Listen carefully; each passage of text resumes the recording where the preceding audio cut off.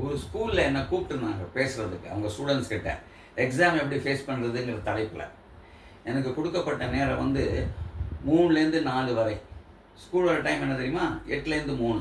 அப்போ எனக்கு ஒதுக்கப்பட்ட நேரம் ரொம்ப பிரமாதமான முகூர்த்த நேரமா. சில பேர் ராவுகாலம் யமகண்டத்தில் நம்பியிருப்பீங்க. அது ரெண்டையும் சேருங்களேன், கூட குழியும் சேர்த்துங்க. அந்த நேரம் தான் எனக்கு. என்னை எப்படி பார்க்குறாங்க? வில்லனை மாதிரி, வில்லன் நாசர் பார்க்குற மாதிரி பார்த்தாங்க. இன்னும் சில பேர் பிரகாஷ் ராஜ் மாதிரி பார்த்தாங்க. பிரகாஷ் யாருங்க? வெறும் வில்லன் இல்லை, டேஞ்சரஸ் வில்லன். இன்னும் சில பேர் என்ன ரகுவரன் மாதிரி பார்த்தாங்க. ரகுவரன் யார்? Dead villain. எனக்கு பதில் ஒரு பெண்மணி போயிருந்தா எப்படி பார்த்துருப்பாங்க? சொர்ணாக்கா மாதிரி. அவங்கள நான் எப்படி காட்சி அளிக்கிறோன்னா ஒரு வில்லன் மாதிரி. நம்ம பேசுகிறத கேட்பாங்களா, இல்லை அவங்க நண்பர்கள் பேசுகிறத கேட்பாங்களா? நம்ம பேசுகிறத கேட்பாங்களா, இல்லை வெளியே வைக்கிற சோன் பப்ளி பாவ் பஜ்ஜி சாப்பிட்றத விரும்புவாங்களா? எப்படி பார்க்குறாங்கன்னா, யாருங்க நீங்கள்? உங்களுக்கு வேறு வேலையே இல்லையா? யார் கூப்பிட்டாலும் வந்துடுவீங்களா? எப்போ வேணாலும் வந்துடுவீங்களா?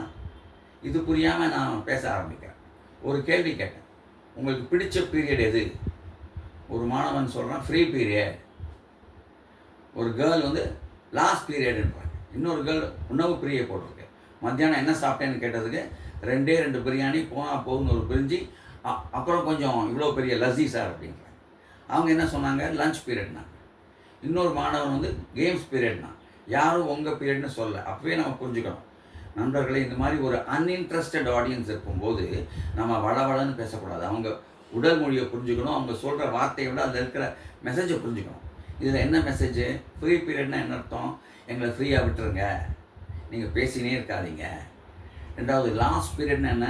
அவங்க போகிறதுக்கு ரெடியாக இருக்காங்க, அவுத்து விட்ட மாட்டு மாதிரி. அப்போ உட்காந்து வளவளன்னு பேசிக்கிட்டு நான் அவங்கள மோட்டிவேட் பண்ண போகிறேன், நல்லா கேளுங்கன்னு சொல்லக்கூடாது. மூணாவது, லஞ்ச் பீரியட்னா என்ன? பிரேக் கொடுக்குறத பற்றி எனக்கு ஆட்சேபனை இல்லை. நான் இப்போ பிரேக் விட்டாலும் 3 பாய்ஸ் போகிறாங்க வாஷ்ரூமுக்கு. ஆனால் ஒரு பாய் தான் திரும்பி வரான். மீதி 2 பேர் எங்கே போனாங்க, என்ன பண்ணுறாங்கன்றது $1 மில்லியன் கொஸ்டினாக இருக்குது.